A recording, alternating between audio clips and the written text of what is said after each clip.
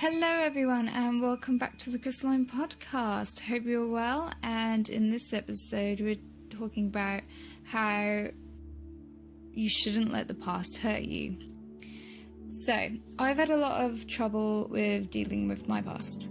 It's not anything bad, but it's just little things that I kind of regret and that don't make me feel comfortable. Sometimes it comes back in flashes and it's not something that I can help, but it's something that makes me shout at weird things.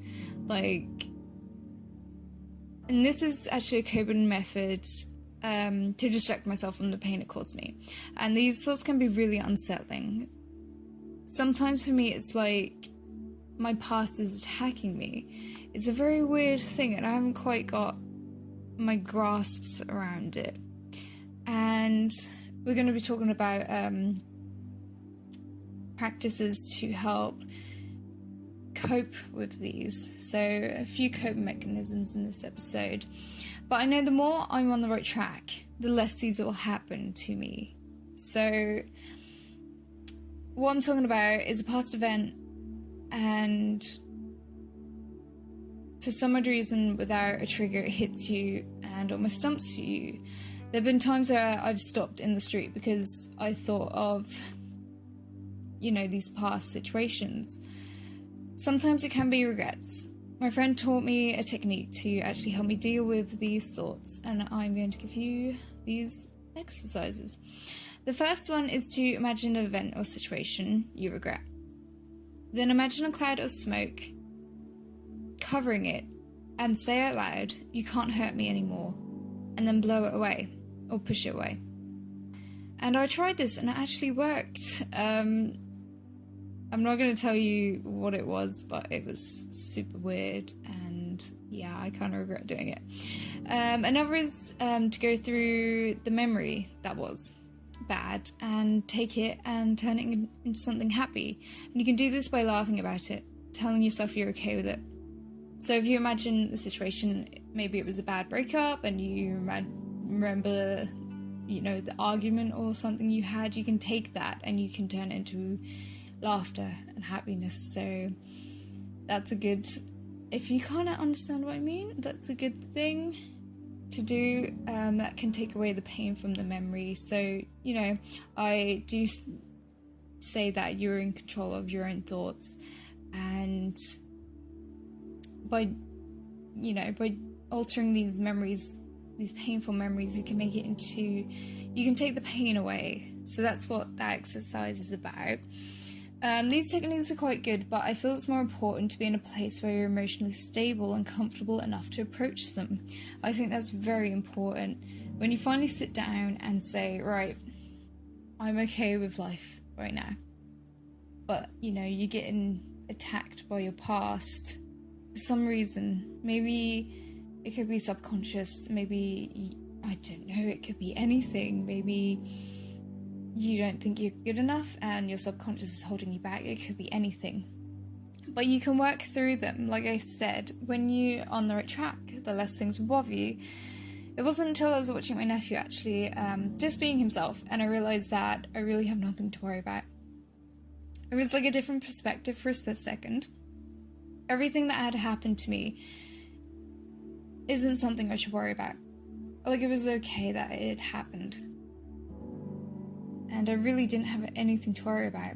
But I can't quite remember why, because, the thought I'd held on to for a split second and it left, but I kind of know why. I feel like it's in my subconscious somewhere.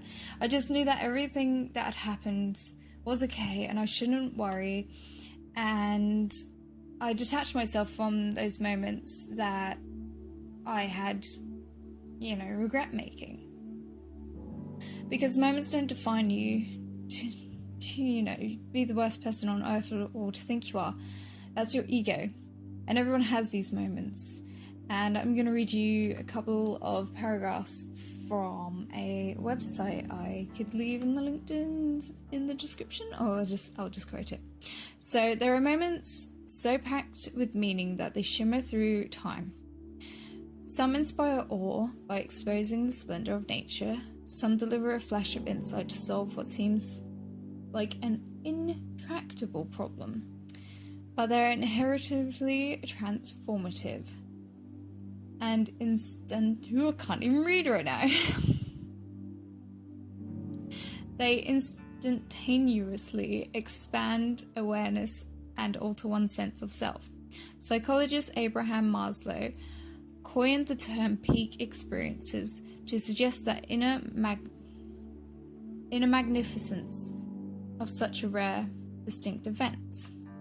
But there are some moments of great meaning that are more social in nature, that arise spontaneously in the space between people. Such moments can shield an illuminating light on the deepest dimensions of a person's being. Arriving unheralded, they may accurately reveal a person's strengths, expose vulnerabilities, unveil core convictions, and divulge life values. They beget a profound state of knowing with searing speed. And that's on psychologytoday.com. Another chapter from the same article, it says, such moments carry credibility precisely because they are not anticipated or prescribed. They are, however, transformative. With their mix of insight and intensity, they give life a new direction, forever altering the connection people have with each other and often enough with themselves. Of the various kinds of turning points life presents, the most powerful of all may be character-defining moments. They go to the heart of who we are. So don't let your past bother you.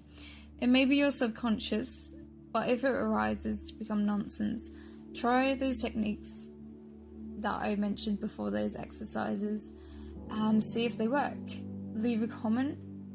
I really appreciate your feedback, and yeah, don't be afraid to contact me. So that's all for this episode of the Crystalline Podcast. Next week we'll be discussing how suffering makes us and pain bodies.